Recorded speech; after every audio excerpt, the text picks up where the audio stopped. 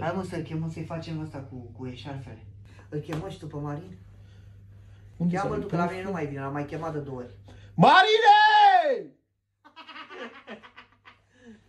Marine! Ia-ți bă, Ce dracu țipați mă așa, știu să ia-ți bă ceva pe tine. 2 eșarfe, da? Le arăt, da? Le leg între ele, o să fac un nod, după care nodul ăsta o să dispară. E nod? E nod, da? Uite, 2 eșarfe, le arăt pe o parte și o să fie la tine, le punem mai ce dracu faci bă? Stai mă la un loc mă.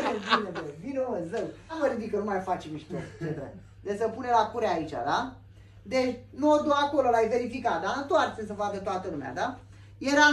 Era nodul acolo? Da. Ia uite, tată.